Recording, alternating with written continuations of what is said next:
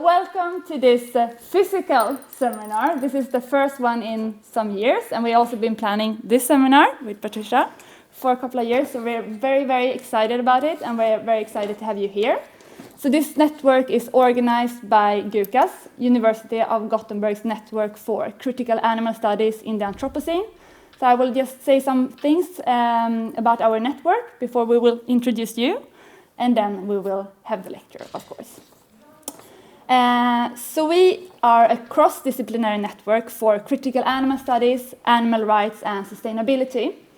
Our aims and vision are to explore novel approaches to environmental problems, social injustice, and climate change that engage both theory and practice. We want to provide input to course development and research practices, and we want to contribute to an ethically and environmentally sustainable campus that is free from animal use. So we also want to work for a transition to a plant-based food on campus. And what we want to do is we want to create a space for knowledge production, exchange, and collaboration by creating a platform where people from different parts of the university, where students and teachers and professors and other staffs at the university, but also people from civil society and social movements can come together, can exchange knowledge and collaborate and work together for a common goal and just meet each other. So we're very happy to just be able to finally meet physically again. And our aim is to be able to have collaborations both like locally and globally. And if anyone is interested in our network, you're more than welcome to join us, of course. And this seminar series is founded by Gustav Adolf Bratt Foundation, so we're very grateful also about the support. And one thing about the food, it will arrive after the Q&A. So for those of you that are hungry, just so you know, food will be coming. And yeah, I will now hand over to Helena. Yes.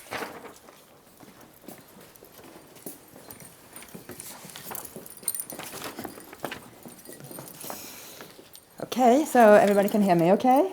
Yeah, good. So warmly welcome everyone to this lunch seminar. My name is Helena Pedersen. I'm co-founder of the GU-CAS network, and on behalf of the organizing team, I have the great honor to introduce our long-awaited guest speaker, Professor Patricia MacCormack at Anglia Ruskin University in the UK. MacCormack is also a Livium Fellow working on a death activism project. Professor Patricia MacCormack is one of the most prominent and brilliant scholars in the broad field of the post-humanities today. Her research areas include aesthetics, identity, feminism, queer theory, continental philosophy, and film studies, to mention just a few. And her works in post-human ethics, neo-abolitionism, and anti-naturalism has charted new trajectories for critical animal studies, Anthropocene studies, and the environmental humanities. For me personally, Patricia MacCormack's innovative thoughts on animals and pedagogy have been an immense source of insight and inspiration and continues to influence my own writings as well as many others. Professor MacCormack is the author or editor of 7 important books and a wide range of research articles.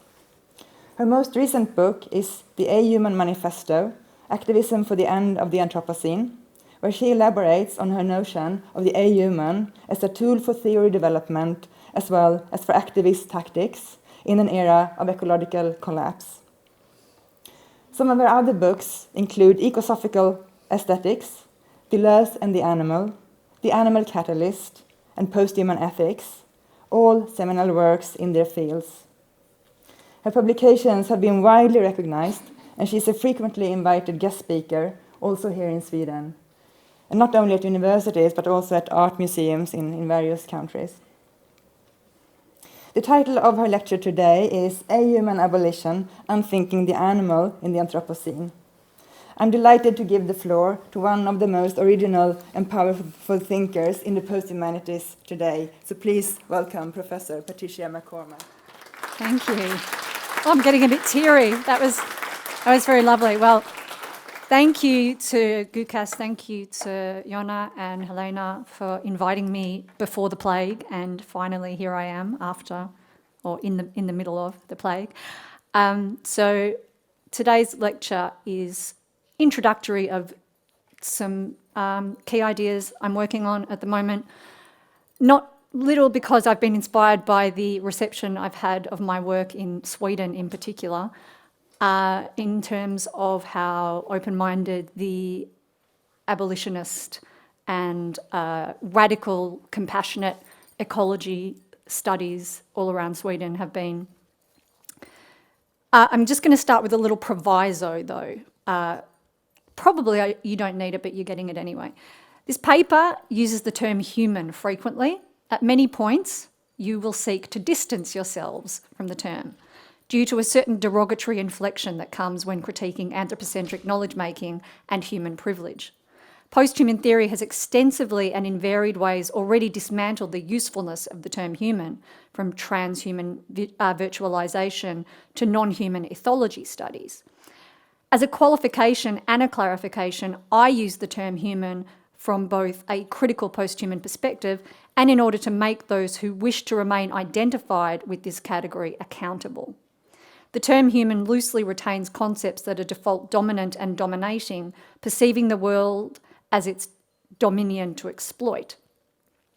This understanding of human also sees life on Earth structured as a pyramid, and humans are unsurprisingly always at the zenith.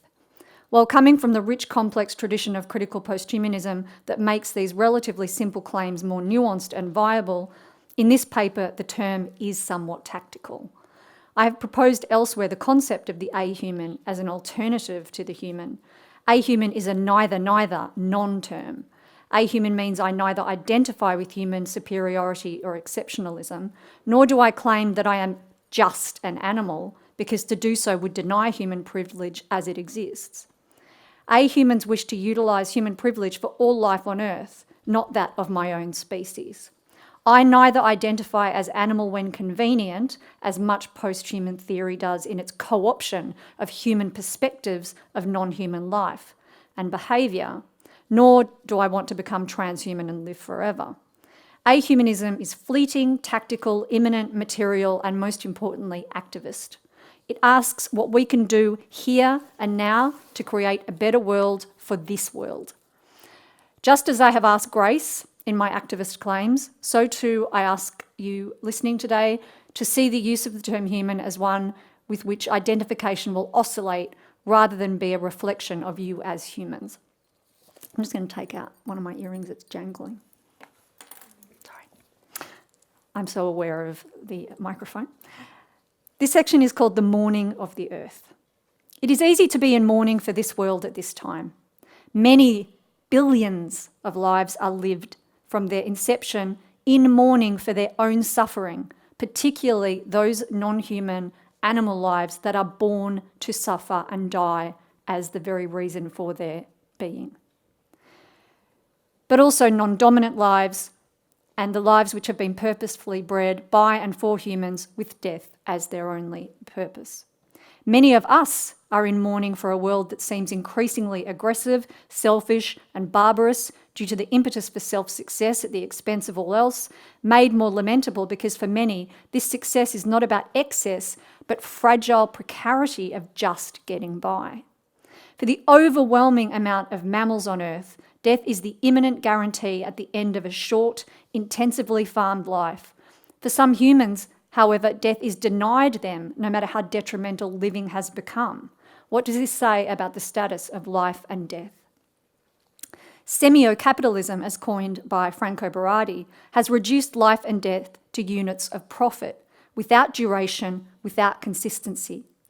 This all because the Anthropocene has converted the Earth, its occupants, its histories and its futures into a resource defined, manipulated and plundered for human consumption. The Earth exists for humans under what Carol Adams would call the arrogant eye of anthropocentrism. Adams explicitly connects anthropocentrism with negation, both of rights but also of life. This is why aspirations to humanity have led to racial exclusionary feminism, feminist exclusionary anti-racism, racial and feminine exclusionary class warfare, and so on.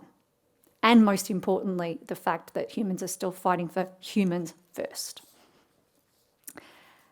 Aspirations to humanity and human rights is an exclusionary and negating framework of liberation from oppression and has as its anthropocentric core an operation of othering in order for any fighting party to ascend.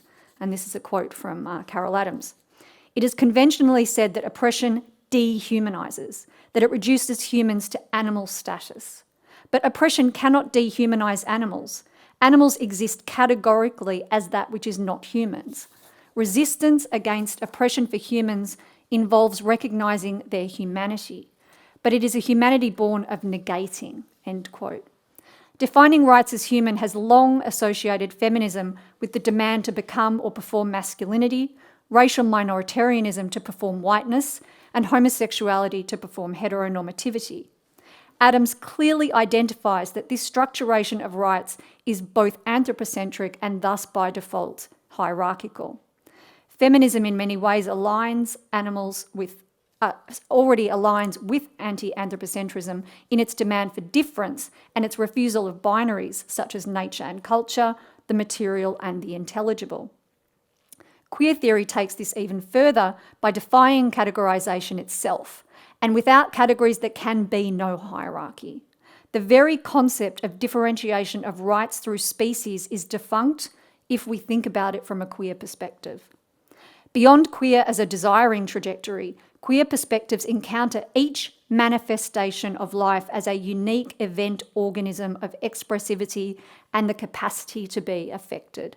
And that's obviously lifted from Spinoza. A new approach to total rights for the earth and all its occupants that rallies against the mass death of non-human others has already embraced the feminist demand for difference without equivalent to the dominant, and queer's repudiation of ontological recognition that leads to hierarchical placement. Both are required given for a new understanding of relations through a natural anti-anthropocentric series of relations. And when I say natural, I mean natural in the sense that Michel Serres talks about a natural contract against Rousseau's social contract. We are always parasite, never host. There is no consent asked of the natural. Contemporary attempts to end the death of the earth do not go far enough. They speak of reciprocity, of entanglement, of how we can do better. But as long as humans are humans, we remain anthropocentric in our impulses, which result in small deviations in human consumer practices for which we congratulate ourselves and which are immediately hijacked by semio-capitalism to become their own kind of profit ethics, such as greenwashing. We remain configured in a dialectic with the earth. From a military position, we are at war with the earth, and its small gasps of retaliation only worry us because they threaten our welfare.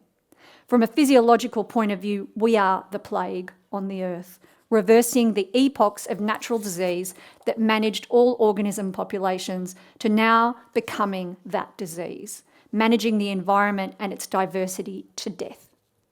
Each dialectic has a victor, but both always involve casualties on both sides. And obviously, the inception of COVID as a result of the murder of animals, then resulting in the mass death of the so-called non-normal in terms of the high amount of non-white deaths and also disabled deaths is evidence of that. In between, perhaps in this contested space where the Anthropocene supposedly started, so for some the Reformation, for others the 1950s, we have humans themselves acting as their own plague through warring with one another on industrial scales. Now it seems in the face of war, meaning obliteration, capitalism and use is the weapon of death, the war machine. Living well as a privileged human in Western excess necessitates myriad kinds of death for individual lives and for living systems. For those who seek activisms to change this human exceptionalism and reverse the configuration as the earth for humans towards humans for the earth, we must convert our mourning, our compassion fatigue, our PTSD to create escape routes from anthropocentrism. This paper proposes two, both of which are a danse macabre, and end a previous danse macabre. This kind of seems appropriate for Halloween, right? The first is absolute abolition, which is serially the next step in any agenda that values an end to minority oppression. Abolition has its genesis in feminism, and particularly anti-racist feminism, through persistent questions raised as to the demand for equivalence being required in order to achieve equality. Obviously, traditional animal rights continues to evaluate via an anthropocentric understanding of species and likeness, which guarantees prioritised rights. Chimps, bonobos, even the Oedipal dog and cat are protected in the West, at least nominally, while pigs, cows, and especially non-mammalian animals are exploited and their signification as animals reduced to productivity units. Increasingly, abolitionist feminists are emphasising the gendered nature of farmed animal abuse, the default use of rape racks in forcibly impregnating animals for milk and meats, for pig immobile incarceration, for cows mastitis and the theft of their children, both of which lead to stress death and, if not, inevitable slaughter. Ecofeminism has a long history of de-hierarchisation that begins with liberation for non-human animals from the material, actual bondage and torture they suffer that has so many equivalences in violent attitude toward the expendability of female flesh for consumption or pleasure or entertainment. Detailed studies, including male expendability in farming, of connections between feminism, anti-racism and abolition are numerous. So, for example, Barner-Jones, Breeze Harper, Cohen-Co and Weyer. And they are continually emerging, which replace animal rights and its roots in a relatively fellow-logocentric, analytic moral philosophy tradition with new abolitionist theory and activism that is being primarily produced by feminists, especially anti-racist women and women of colour. It shifts the imperative for the victim to become equivalent to the dominant to a system of care, or what I've called radical compassion, where relations are produced based on necessity, compassion and need, not consumption, violence and death, or even worse, verisimilitude, where Derrida's sitting there thinking his cat's staring at him. An ethics of compassion involves a dance of care with the non-human other to refuse the default anthropocentric logic that sees non-human life as existent only for human use or even human perception. Daryl Cohn emphasises that even in analytic philosophy, an ethics of care is an adamantly feminist ethics. In its refusal to define the other as an object before any encounter, but rather encounter with the other without signification of what that other is, or more importantly, who that other is. This ethics is also a queer one, neither object nor subject, neither dominant nor oppressed, a relation defined by what intensities are produced in the space between, or not defined at all. Abolitionism replaces the dance that breeds non-humans purely to enslave and murder them. The non-human leads the dance. And this is also what I have termed elsewhere grace, this leaving be that is a listening, a compassionate listening to a language that is not a human or anthropocentric language. The second, remember there were two, the second proposal that I have is a not as radical as you think, although you probably don't think it's radical, hopefully, embrace of the cessation of the human species, what is known as antinatalism. And that comes with a proviso because there are some really awful antinatalists. Neither murderous nor eugenic. And it's very interesting that when people are first confronted with antinatalism, they think automatically of murder and violence. And that to me is the most telling of the anthropocentric qualities, that's what happens in our minds.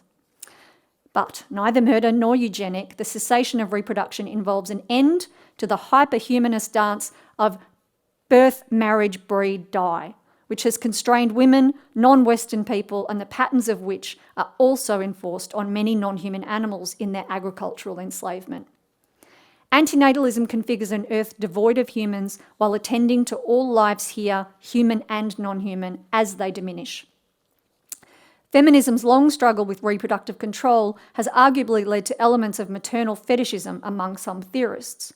There is a defiant shift from childless to child-free amongst feminists now, who in a perhaps seeming contradiction both refuse to be defined by their reproductivity use value and welcome a kind of maternity of the earth in terms of caring for the lives here in a variety of ways. So many of us have experience with adoption or fostering or rescue or volunteer work on shelters of both humans and non-humans.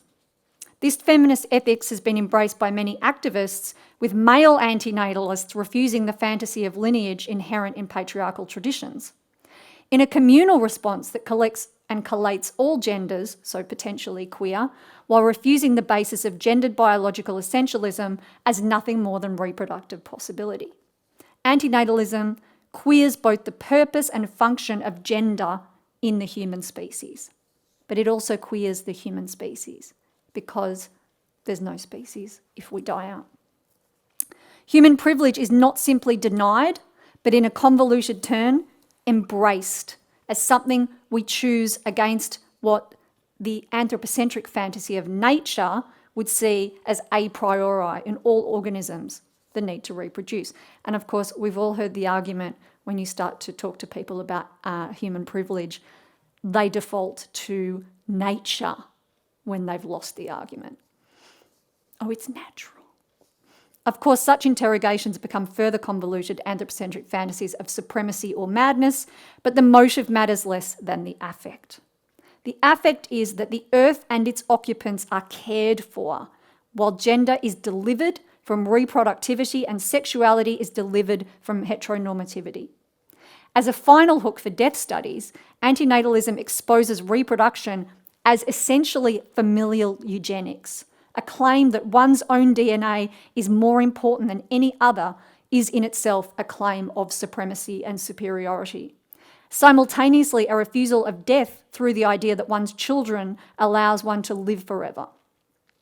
Both motives are unaccountable for the suffering of this earth at this time that they ignore, and the exacerbation of that suffering that reproduction causes. And currently, reproduction is the most detrimental thing to the earth. More than flying, more than murdering and cannibalizing animals, reproduction.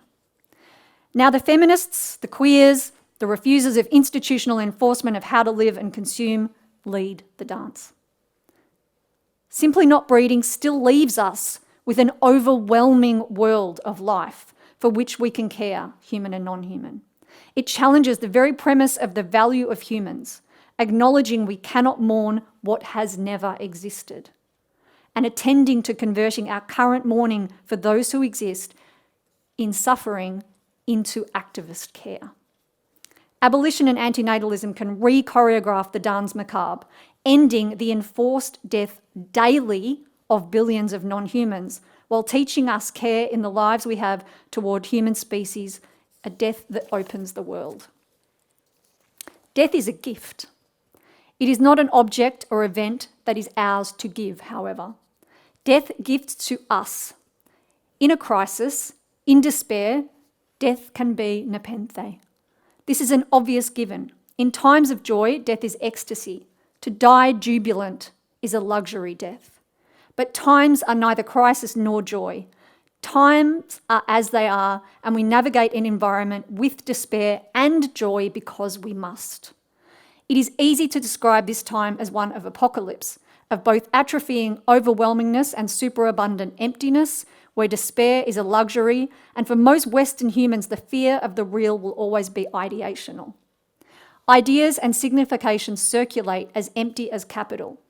Our post-Cartesian claims are redundant because we still speak of the future and of what we can do, smug in our materiality, which we still speak about, while flesh is being tortured, tormented, murdered right now, where ecologies are diseased with the human virus and its capitalist industrial affects, and simple tasks like breathing and living and not suffering for the overwhelming majority of organisms on the earth are barely possible. We know it while not being aware of it, or rather aware of what it could feel like. To be born is to die, that is a given. Trite though it sounds, it seems a strange concern in current philosophy, where the definition of life is becoming more difficult to demarcate from bacterial sentience to AI, and the leftover of things, be they dead as in organic matter or no longer useful in waste, are literally destroying the planet. The immeasurable suffering of many humans and non-humans on this earth is a reality which is horrific, not simply because of what it is, but that the knowledge that it is humans, it is we who cause this suffering. Who is this we? No, humans are not all the same, but as a species, if we are complicit, then we are human. And in contemporary society, if we live, we are complicit. Many of us actively try to refuse actions. Many of us are activists against the death humans bring, but none can claim absolute non-complicity while they live and especially while they thrive. The extent to which we are we as humans is one of degree. It's not a matter of not all humans. And I have actually heard somebody say, oh, not all humans. Humans bring death, not as a gift, not as a release, though often it accidentally is, but as the collateral of the way in which humans see the natural as a projection of their own making, a dematerialised system for use. Yes, this is cynical and pessimistic, but in our fake news age, there are some truths, and this is a truth. Without moral value, without judgment, the ethical relation between the expressivity of humans and the affects upon the natural is the truth of suffering and death. Just as not all men is a derailing argument to sideline the issue and excuse apathy or atrophy, not all humans and not all is suffering is irrelevant. It remains true. One only needs to look at the animal kill counter. Many of you are probably familiar with Gary Francione's animal kill counter in his abolitionist approach. It's a website and it has the actual number of each species of animal being murdered in real time. It's horrific. So one only needs to look at that to bear witness to this truth. Humans are dying also, of course, but every one of these numbers spinning vertiginously before us is a life bred by us to die for us. So humans, given the definition of life, die. But these non-human animals have never been given the gift of death because their very lives are designated as for humans. These are numbers unfurling, constant holocausts, each unique sentient affect and expression collapsed or ignored by the numeration of a life by species, lives as units, profit, numbers, all for humans. The hubris of human exceptionalism is not just that we are better, but that we also believe the world exists for us to abuse. The we who do not care because they remain in the anthropocentric pyramid of dominance, and the abolitionist who refuses to accept this as ethical, are not divided on the truth that this is happening. It is devastating. It is not acceptable. Why would I open a paper that seeks to invoke joy, which technically this is meant to, with such a hideously depressing statement of fact? Because there is a way out of human exceptionalism, of devastation, and it does not involve isomorphic oppression, enamorment of power, or impossible solutions. Humans must embrace the end of our species, with love, with joy, with grace, and with care. The death of the human species is the gift we have from the natural world that offers a way to allow the earth to flourish and teach us while we are living how to care, slowly, quietly, without ego or love for power. All right, I'm going to get to some joyful stuff-ish. Sorry. Welcome to Monday morning. All right, so this section is called something else. Let's call it the joyful bit.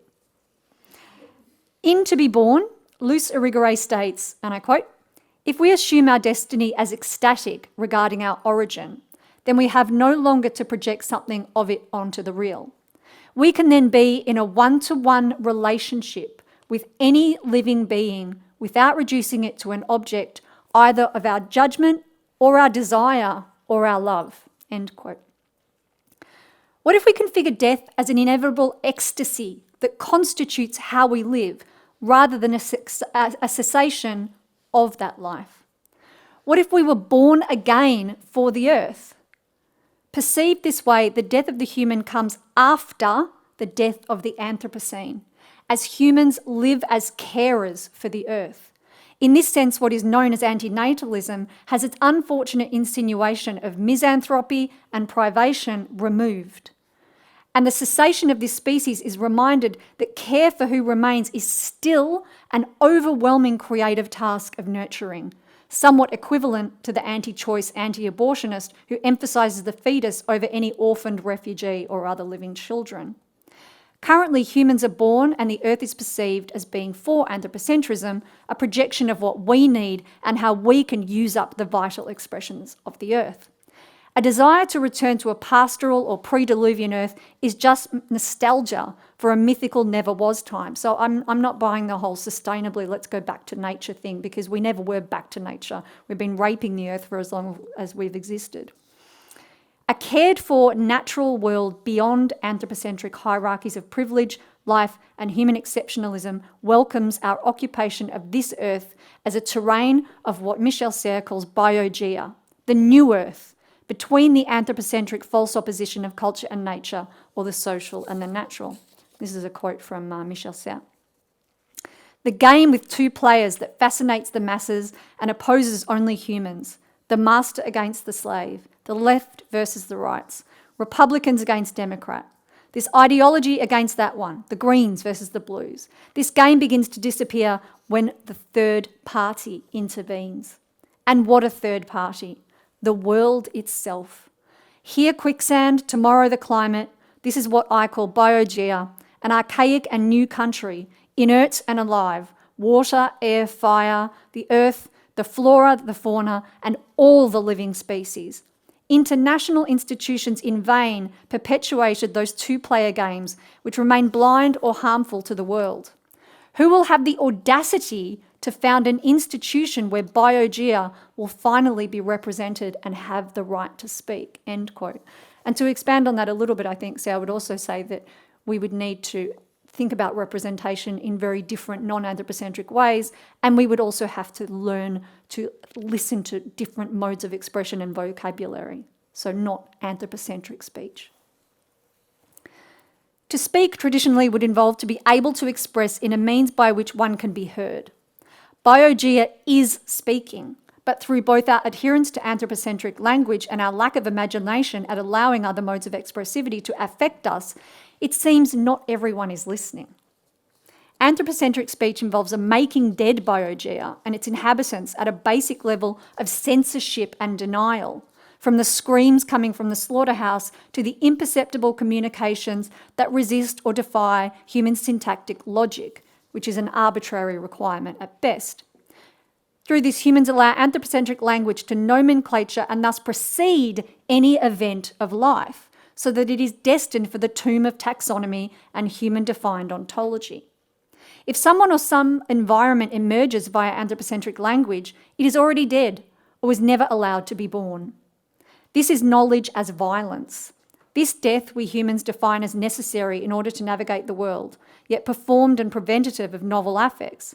How can this form of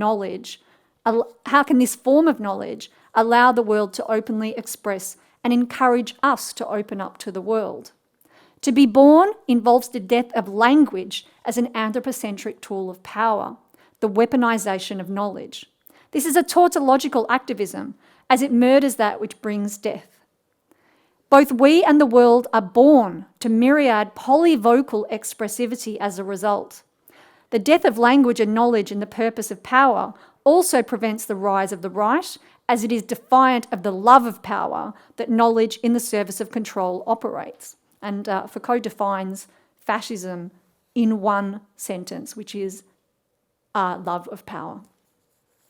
It may extend its liberation of the earth from anthropocentric systems even further to jam capitalism's endlessly adaptive style by focusing on material specificity and unique events of life over the conversion of all the earth's occupants and environments into bits or units of value and symbolic spectres, such as species, race, gender. The detotalising effect of the death of anthropocentrism means that even those humans who are dubious about ending the species can celebrate that the humans who remain will be their own event relations of life without the defining structures that oppress and regiment them. However, if we commit to a deceleration of our species, which advocates the cessation of all human reproduction in order to prevent eugenics, the sheer volume of projects of care left to us are more than enough to give our will novel actions and tasks without seeking the anthropocentric narrativized mythical meaning that reproduction insinuates in human fairy tales of state, church, capital, and Oedipal families. And that's another reason for the totalisation of antinatalism, that as soon as you say population reduction, who are we talking about? It's too eugenic, it's too dubious, and it's going to come from the West. Nothing is lost that has never been, but what of what is here? A teeming, overwhelming, and overwhelmed earth in need of care. We in need of each other's care, non-humans and environments in need of imaginative, creative, novel care. Care that is so diverse and so unique to each series of relational scenarios that no anthropocentric system could cope, not even capitalism. So the very system that cultivates our despair and atrophy by saying within this system there is nothing we can do, we can say outside this system we can do infinite things. Delivered from the anthropocentric morality of right and wrong activisms, no longer in the service of anthropocentric systems, be they political, capital, or even human, we become dwellers at the threshold and caretakers of biogea rather than occupiers and colonisers. While the cessation of the human species sounds like a death-bound subjectivity, in deliverance from our own self-absorption where the world exists for us, we can exist for the earth. And so our absence as it arrives matters far less than the lives we live while living for the care of the many systems which entangle us. Death as a punctuative destination collapses the durationality of life, just as Irigaray critiques our obsession with origin and situating ourselves as subjects in a world of objects as being rather than becomings. And this is a quote from Irigaray. A human must give itself a being with faithfulness to the living that it is. In a way, it must create its human being through relations to the world and others, be they plants, animals, or humans. Thus, a being in relation, which requires us to not be what they are while being able to be in relation to and with what they are. That is, capable of taking on the negative that difference represents. The way we become explains the interest that we take in our environment and our attempt to define the elements which have a share in it. But such a gesture is generally inspired by a desire to appropriate them and integrate them into a whole, rather than by an aptitude for not appropriating them, which the respect for the other as other involves." End quote. If we mourn the end of the human species, we appropriate the world for us.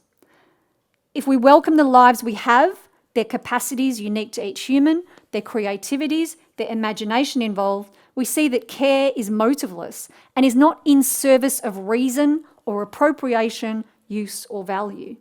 The living that any living being is becomes enough, similarly independent of use, definition, appropriation, or even perceptibility. Because in many cases, activism that allows the world to express and embrace the liberty of others, such as antinatalism and abolitionism, often involve local victories and individual freedoms that we will never bear witness to. And this lack of payoff is crucial to both the anti-fascist and anti-capitalist nature of care. We are the ecstasis from a union, the unpredictable advent of a non-appropriable event. So states Irigaray of what it means to be a living human halfway between self-sufficient nature and the falseness of being a god. To live is independent of the ontological vindication of one's life, repudiating long histories of the philosophical, religious and scientific obsessions with what we are, why we are here, where we will go, all those ridiculous and absurd dude bro questions in philosophy. These strictures of origin, destination and existentialist authorisation of existence refuse life and living. They place the place before the occupant, the occupied territory at the service of the occupant who can ask, transforming him into an occupier. A living life needs none of these deferential motives, reasons or hypotheses. Humans are somewhat of an aberration in our space between the natural and the social, but it is increasingly clear that our attempts to fix the problems we have caused remain persistently self-serving and defer back again to our desire for punctuating narratives of anthropocentric existence as lineage, goals and a futurity based on the perpetuation of anthropocentric impulses for imagined progeny with the same concerns and the same destructive sense of entitlement. To live, to really imminently experience as life, forsakes these structures which only allay the anxiety arising from meaningless life and inevitable death. To live for others and the earth, for systems entirely and utterly other to anthropocentrism, to live as a creator and a carer is absolute ecstasy, ex histanae, out of place. The earth is not our place. Humans have converted the earth to our place, but it does not belong to us. And our millennia of ownership enhances each decade that we do not belong here in our desecration and our consumerist attitude to its complexity. To not continue indicates a vague insinuation of the death of a species. Yes, so what? But that death becomes increasingly irrelevant in the face of the calls for immediate care and the imagination involved in these calls that will certainly keep us all busy during our lives. Human, non-human, ecological systems that are here now and for which the idea of reproduction is a selfish distraction from the need at hand at best and a perpetuation of the virus of humans that is destroying multiple worlds. What if we think of the death of our species in a queer way? Certainly the cessation of reproduction directly queers the heteronormative capitalist impulse that increasingly subsumes homosexuality into Oedipal production lines of family scenarios, both to normalise and placate via identity politics of equality. Beyond queering death through the obvious refusal of reproduction as a heterosexual mechanisation of desire, living in ecstasy lives with no place and no belonging. Just as the earth does not belong to humans, so we can choose not to belong and accept that not belonging by being temporary caregivers while here and embracing that caregiving as the jubilance of not belonging. Our egos, our identities, even our species will be an imagined past, even while we live, a disease under which we burdened. Living in ecstasy, where death has become a queer ecosophical necessity, but which is no longer the punctuative focus of all life and social institutional systems which seek to delay or deny death, makes the life we have, and through our care, the lives those less able have, richer in joy, in vitality, in material expressivity. A life lived in ecstasy without the distraction of genealogical futurity is a material, affective life that attends to the life which is lived here and now. Ecstasy as outside of place reminds humans where they really locate place, as self. Outside of place is frequently translated in outside of self, outside of the I that neo-capitalism and even survival fosters as being the only valid place, returning the dialectic of self and world to one of world for self, instead of self for world. Ecstasy is outside of self, but like abolition and antinatalism, it does not belong to the privation or denial of life, even one's own life, connected as it is with all life. The configuration of these activisms with some form of sacrifice both emphasises the vulgar, unspoken privilege with which we start as humans, but which we see as a right rather than an accident of birth, and insinuates a martyrdom that returns any activist acts to capital structures that demand a payoff for such so-called privation. Only the most luxuriant privileged humans could experience activism in such ways. The ecstasy of care transforms instead the secondary trauma experienced by many animal rights activists and the life of mourning of environmentalists. Ecstasy as a living out of place is not traumatic nor joyful exclusively. It is qualitatively mobile and complex.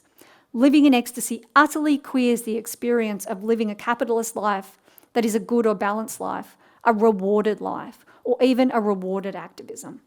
Mourning for this earth similarly takes on an artistic aspect as our mourning produces invigorated novel techniques of care rather than atrophy or apathy, which is a risk of mourning to which we all currently risk succumbing. All right, last bit, and it's really short. This is called decomposition as activism. The art of activism is an art of death.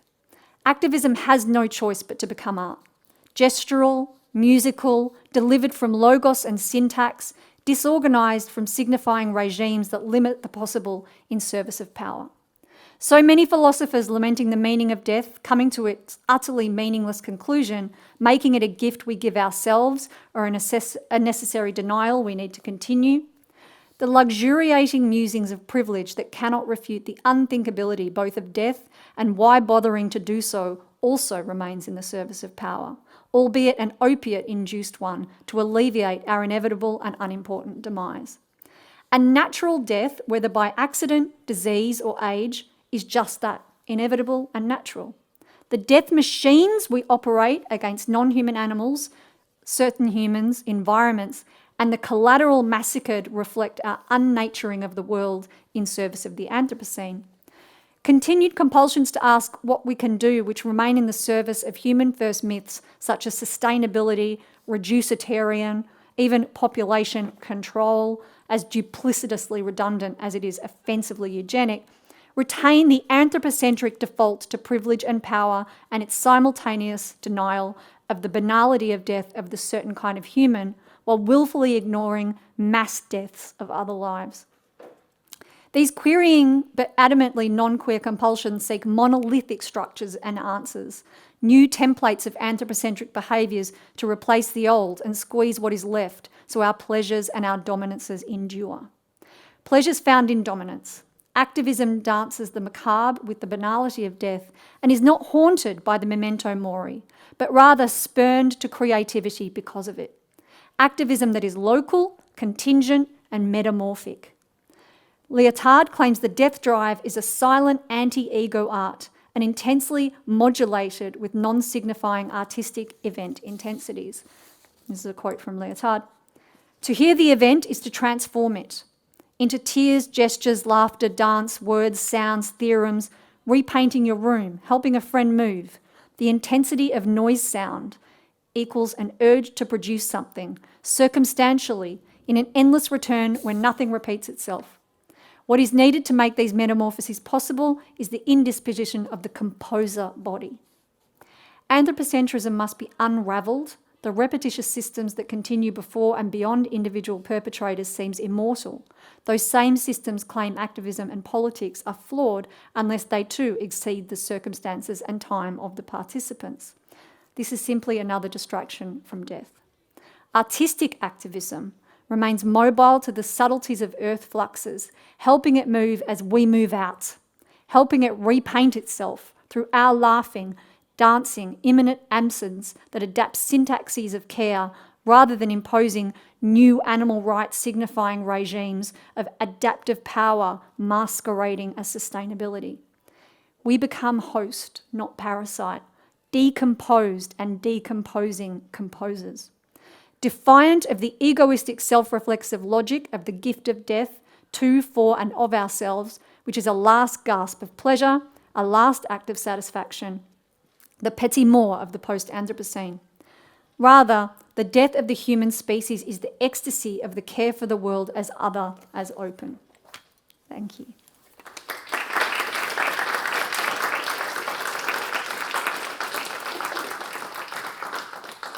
My name is Patricia. I'm from the Department of Law, and so I'm going to ask you a question that you sort of already gave the answer throughout your lecture, but just to tease it out or lift it out. How do you envision the categories that come from law or law as such in your politics? So you already mentioned animal rights, so invoking the legal language, the natural contract, or ownership or non-ownership. So what is the role for law, either in the intermediary or in the long term? That's a really good question. So the question was, what is the role of law in the context of what I'm speaking about? I have a two-part answer to that question. The first is that what's interesting about law is that one of the criticisms Serre has of the social contract is that all things are actually what he calls judiciary, whether it's a legal situation, a social situation, a moral, a religious, or an ethical situation, that somehow humans have converted all knowledge to law, or the licit and the illicit. And then, of course, Lyotard has the idea of the différent, where if you are the plaintiff and you speak, you cannot be designated as a victim of a transgression. If you cannot speak, you cannot be recognised as a plaintiff. So I think that what law points to most critically is our absolute judiciary use of language knowledge in apprehending literally everything. So I would say the role of law is twofold. The first is we need to stop, really obvious, the first thing we need to do is stop calling animal rights people terrorists and stop, we need to stop making non-humans property, all non-humans. So we need to think about a way to recognise an other without the need to define the other or without the need for the other to fulfil certain criteria. The second thing is that we need to think about different understandings or modes of language that are non-judiciary.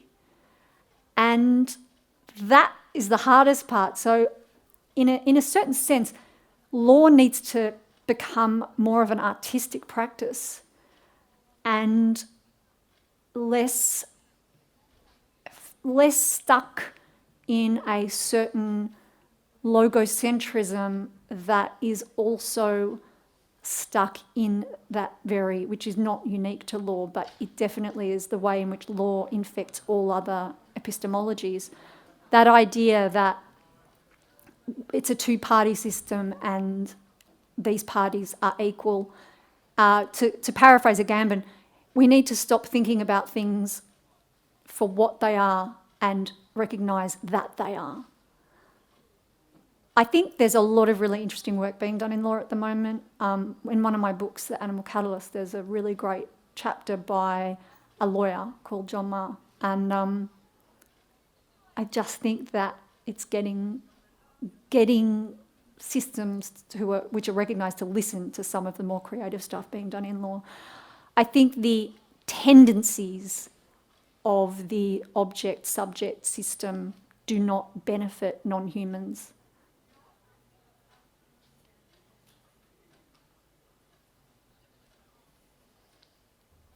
Thank you for that. More questions? Thank you very much for your presentation. It was wonderful. I was thinking about the question of responsibility, since during the last years have been a discussion about the Anthropocene, the Anthropocene, the Plantageocene, and so on, according to Haraway's discussion and so on. I am concerned about the responsibility of, for example, Aboriginal, African, indigenous communities that are more, in some way, more entangled with nature. They don't, maybe according to our own perceptions, there is a kind of romanticization about their own participation in nature and so on. But according to our own understanding and different kinds of methodologies and mythologies, it seems to be that they can contribute a lot to these strands that you are proposing. What do you think about it? So the question was about Indigenous populations and entanglement with nature, but also, really importantly, about the romanticisation of that. So that's one of the things on vegan bingo. I don't know if you all know what vegan bingo is. It's the sort of, you know what bingo is, you play bingo in Sweden, right? So it's like there's all these squares of some idiot will say something to you when you tell them you're a vegan and act like it's never been said before. You know, lions eat animals, blah, blah, blah. Anyway, one of them is Indigenous people, though. And in fact, this paper got that exact criticism. But what about the Indigenous people? And I think two things. First of all, I'm not a First Nations person. I do come from a country that has been a horrifically genocidal revolt and still remains that. However, I'm not an Indigenous person, so I will not speak about or for Indigenous people, just as I adamantly do not speak about or for non-human animals, for people of certain identities. I won't. The second thing is considering the enormity, as in billions a day, of murders of non-human animals for the industrialized version of how we treat non-humans. I find it a bit of a straw man deviation. I simply don't think it is I feel like it's a motive. I feel like it's a motive for some kind of defensiveness when there is this enormous task at hand, and inevitably someone will say, but Indigenous people. And I think you're really right to point out that there is this strange romanticisation and homogenisation. And I don't think, I think that's, you're spot on, that it is this really strange romanticisation that is used as a motive by the Malzoan to, you know, sidetrack the need for activism.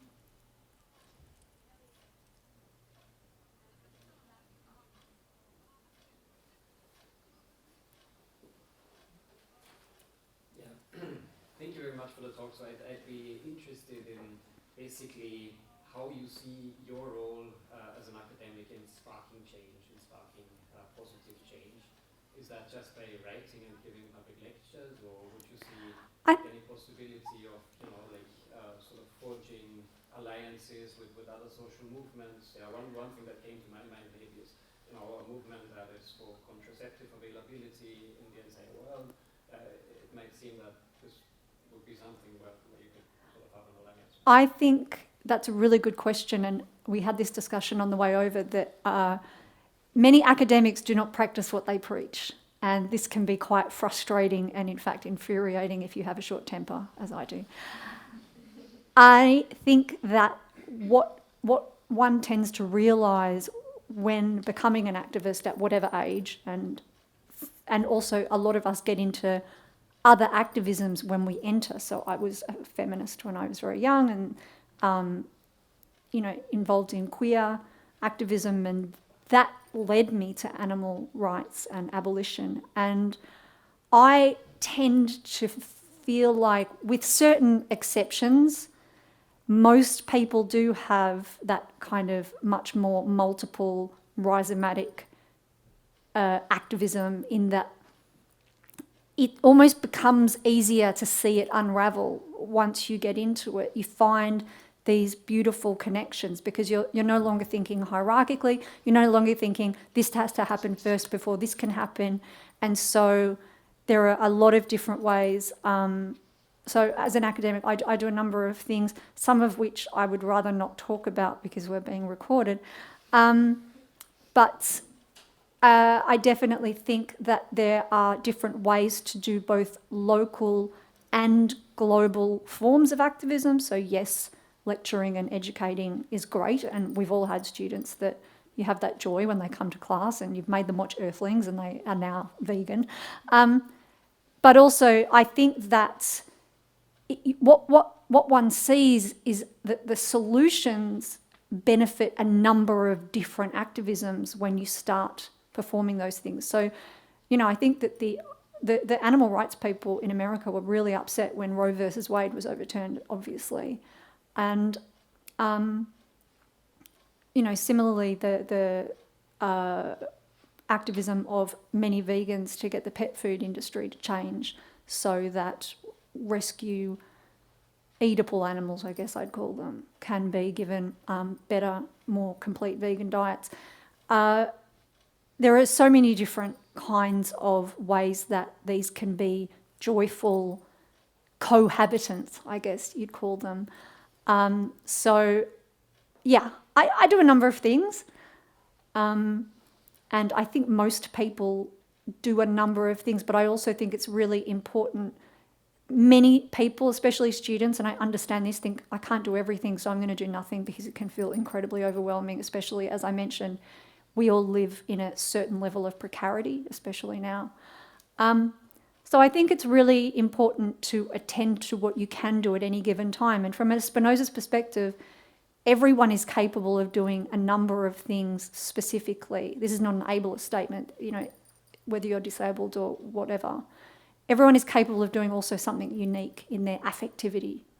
And so I think that we need to attend to what we can do, and we need to be creative with what we can do, because we all have resources to do very specific things.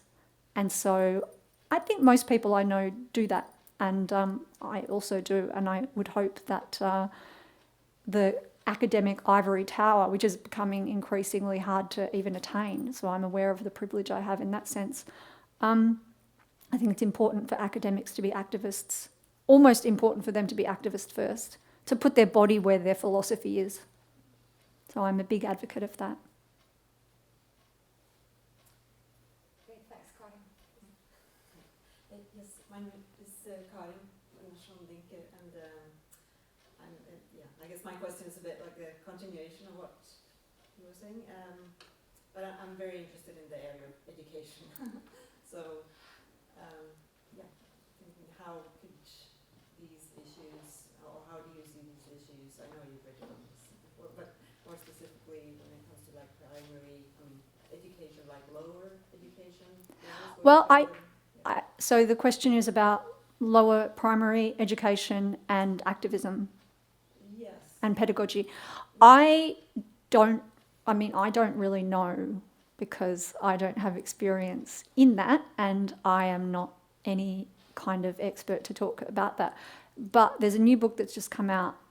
It's a collected anthology called Ahuman Pedagogy, and it's edited by Jessica Beer, who is an amazing, she's just passed her PhD, she's an amazing emerging pedagogic philosopher, and she's also an abolitionist. And she writes, and the whole collection is people who have direct experience with primary, early secondary students, and how best to create those spaces between in order to have a pedagogy that is not dialectic, and that is a way to educate. There's also a writer called Agnes Strack, and she has written a book called Teaching Liberation, which is activism for all different levels of students. So there are some amazing works out there, and they are far beyond me to be able to speak as an expert, but it is being done, and it's really great, because what I lack is the ability to teach compassionately. And these people are formulating ideas where the teaching is compassionate, and I think that's really important, because I know these people don't listen when you yell at them, but I yell at them anyway. That was like sort of my question, because education, education is very much from above, and can you sort of liberate? I think while you're like shouting at them. Yeah, I can't. That was sort of my question. Better people than I can, but I can't. No, but I think there's something to be said. So because I am quite, like that, I just sit them in front of earthlings. But I probably wouldn't sit a 4-year-old in front of earthlings. Maybe, I don't know.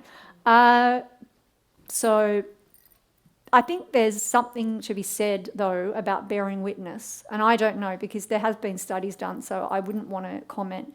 But I think that idea of bearing witness to what occurs to non-humans without narrativization.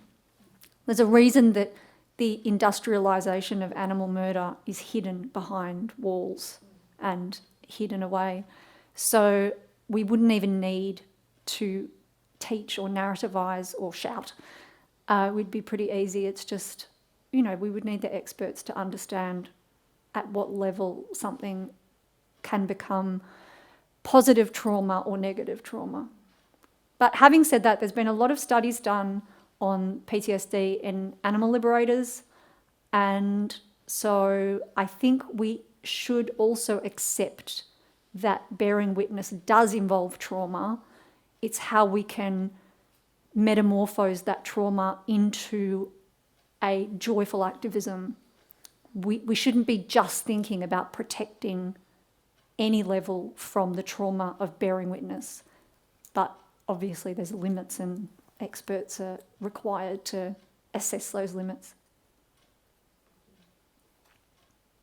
Thank you, Karen, for bringing up that question, because I was also wondering, because in education studies as well, and I loved your article on gracious pedagogy. And I was just wondering if you're planning to develop that piece or do more work of that kind. No, I'm not in pedagogy. It's really strange. Pedagogic studies has picked up my work and I'm so excited by that, but it's just not my area. I don't even like lecturing. I just like writing and, doing other stuff. So one more question. So I want to pick up the anti-natalism, and I find it very interesting that you invoked a series of ways that we individually, on an individual level, can choose not to have biological children and so on and so forth.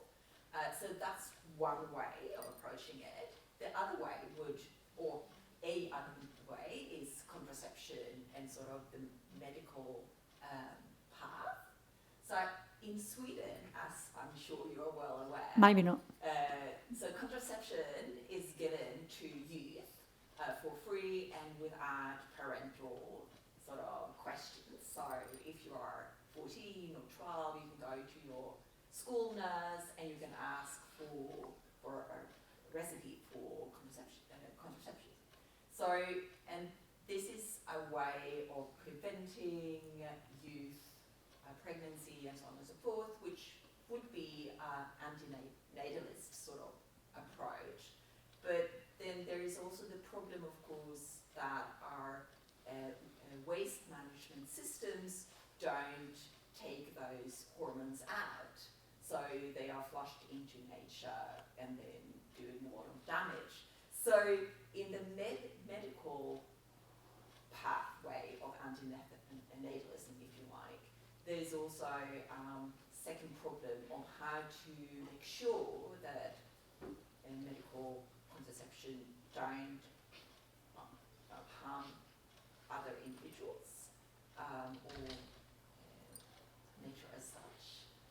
How do you think that these problems sort of the same degree? So I have really different thoughts on contraception. I think, first of all, that sex shouldn't be taught in the way it's taught, which even though it's taught sex is okay, you can have sex, it's still taught as if it's reproductive. It's still taught as intercourse is what defines sex. That's nonsense. I think that's out. I think that for any young woman who has tried to get sterilised at an early age, it's really hard, and you have to fight for it. In Britain, men under 40 have to have like a psychological assessment to get the snip. However, I think both of those things are preferable. I think we should be thinking about those. I think, if you want to get really radical, why aren't all men given a vasectomy, and then if you really want a kid that bad, reverse it? That's, if I was king of the world, you're all lucky I'm not. That would be, there are so many different ways to think about it, because what we're talking about, we're definitely talking about that. That is deeply problematic, but we're also talking about how we understand sex, how we understand what I see as an arbitrary relationship between sex and reproduction, the amount of animal testing and vivisection that goes into IVF and other reproductive technologies, and the idea that women are producers, they're fecund, we can't tie your tubes because you're a young woman and you are a valuable asset. So I think those ideological trajectories really need to be spoken about more, because we're talking about the prevention of something that is seeming to be inevitable, rather than talking about the idea that reproduction should be a kind of willed thing. And it's the way we talk about sex and desire and pleasure and how we've converted it into objects and inevitability and gender. So I would like to see that simultaneously with seeing how we can prevent the use of hormones for non-human animals, and also the effects on nature are horrifically detrimental, and we need to think about that as well. But I think that's an ecological question, whereas my response is more like a question about desire and reproductivity. They're not separate questions, they're separate ways of thinking about something that I think we really need to think about differently.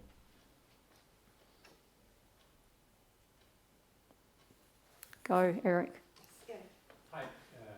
Yes, I wanted to ask about space and perhaps friction between grace and care. So you talk about grace as leaving be, and where I work in design, there's a lot of interest in venturing beyond the human. So there's more than human design and multi-species design, etc. And the courses that I teach in, they're often called things like careful entanglements with other species. And the care is often about celebrating entanglement, while you talk about grace as leading being. So perhaps you could expand on which ethics of care you're referring to, or how we can use these concepts. So the question was about care and entanglement and care for things, as opposed to the concept I stole from Michel Serres on grace, which is the leaving be. I think it kind of relates to the earlier question, because entanglement seems to me to be this idea of inevitability. Like, if you have lots of sex, inevitably you're going to get pregnant. Or if you live in the world as a human, you're inevitably going to be entangled. Now, that's not necessarily untrue, but it insinuates that, well, we're going to do this anyway. Let's try and do it in an entangly, careful way rather than do it not at all. And I would say, how about not at all? The other thing is, to what extent do we talk about consent when we talk about entanglement? Because we use the word entanglement as if it's a connection between multi-parties or multi-species that has been consented to or willed by all parties or species involved, which again sounds kind of like a legal question. But it's not. It's always monodirectional. It's always us invading space. So I think that maybe we should start talking about how can we listen to things that are beyond our capacity to understand or know, and how we can recede rather than entangle more carefully. Because we cannot get consent, and we do not seek consent from nature. The other thing is, I think that care sounds a bit soft. We should understand that care can be violent, care can be illegal, care can be radical, and that is also part of care. For anyone who's been involved with any animal rights group, you know that care sometimes comes in a way that's not pretty. And so I would stand by the idea that we need to be gracious rather than be celebrating this idea of entanglement, because it just doesn't seem consensual. It does still seem monodirectional and invasive to me. But, I'm pretty cynical. Maybe you can do like a gracious detanglement book or something. That'd be good. I'm trying. Yeah. But can I follow up? Yeah. Because some of the early kind of ethics of care theories, there's a lot of emphasis on staying in the relation. That's the only way, even if it's an abusive relation, you're to kind of remain there and see the other and resolve things. While, I don't know, you were referencing Cone, perhaps? Mm-hmm. So if you could, I don't know if you have a more specific answer, if it's a particular branch or strand of care ethics. Yeah, I mean, it kind of is and it kind of isn't.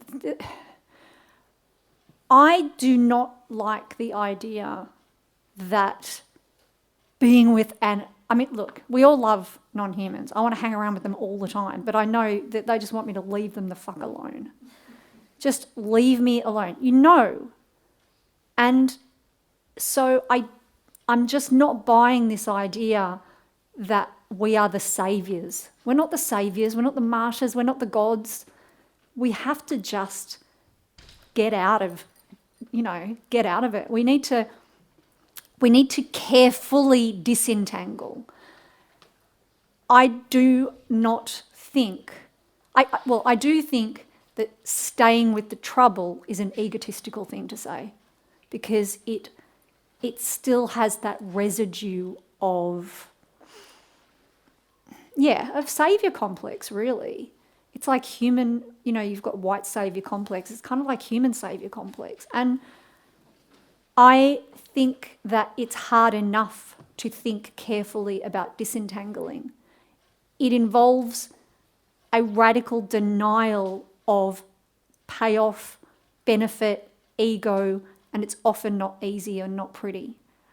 I think we need to stop taking joy from non-humans. I think we need to stop saying, oh, but they enrich our lives. I don't care. They don't, they're not consenting to enrich our lives. They're not saying, oh yeah, I really want to do that.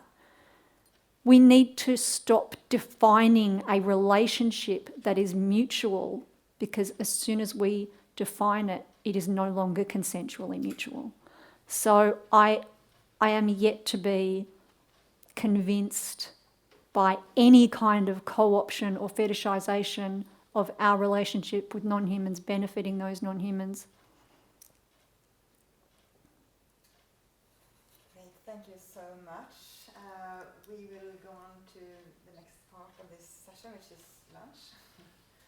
So you're all welcome to have some food and to mingle around and to discuss with Patricia MacCormack and ourselves. Thank you everybody for joining us today. We'll also say that we will give another lecture tomorrow evening at the City Library on Ahuman activism and develop that. It's different. It's not like this one. In fact, it might be a bit happier than that one. I don't know. So we're all looking forward to that very much. So thank you all for coming. Thank you.